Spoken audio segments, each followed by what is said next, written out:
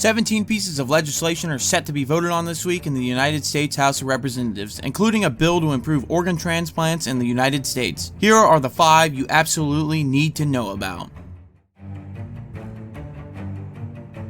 The purpose of the Stop Chinese Fentanyl Act of 2023 is to impose sanctions with respect to Chinese producers of synthetic opioids and opioid precursors, to hold Chinese officials accountable for the spread of illicit fentanyl and for other purposes. According to the Congressional Research Services, this bill makes changes to various laws pertaining to sanctions, including by revising the definition of what constitutes a foreign opioid tracker. Specifically, for the purposes of the Fentanyl Sanctions Act, the bill changes the definition of foreign opioid trafficker to specify that the term includes certain Chinese entities and government officials that fail to take steps to prevent opioid trafficking, potentially subjecting them to sanctions.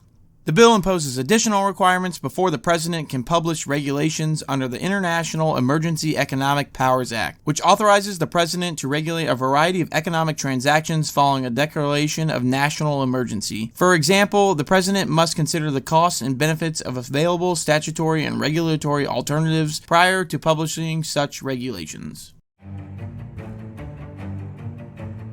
Securing the U.S. Organ Procurement and Transplantation Network Act aims to improve the organ procurement and transplantation network and for other purposes. According to the Congressional Research Services, this bill modifies how the Health Resources and Services Administration funds and manages the organ procurement and transplantation network. This network is a public-private partnership that links the professionals involved in the U.S. donation and transplantation system. Historically, only one organization has received a contract for managing the network, but the bill expressly authorizes the Health Resources and Services Administration to award multiple grants, contracts, or cooperative agreements to support the operation of the network and eliminates a cap on the amount of funding available for supporting the network. The bill also specifies that the network shall be operated through awards and are distinct from awards for supporting the operation of the network's board of directors. Additionally, the Government Accountability Office must review the historic financing of the network, including the use of registration fees.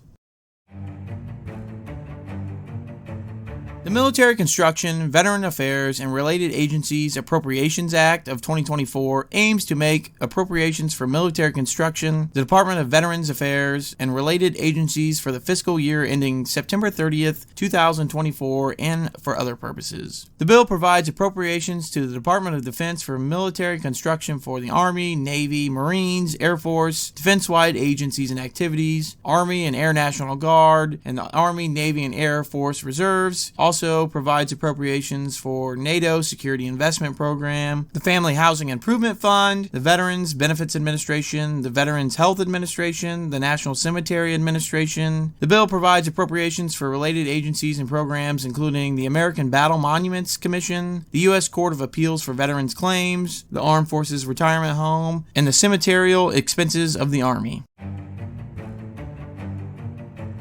The First Responder Access to Innovative Technologies Act aims to amend the Homeland Security Act of 2002 to establish a process to review applications for certain grants, to purchase equipment or systems that do not meet or exceed any applicable national voluntary consensus standards, and for other purposes. According to the Congressional Research Services, this bill directs the Federal Emergency Management Agency, or FEMA, to implement a uniform process for reviewing applications for certain anti-terrorism grants to urban areas and state, local, and tribal governments. Specifically, the uniform review must be done for grant applications requesting to purchase first responder equipment or systems that do not meet or exceed any applicable national voluntary consensus standard.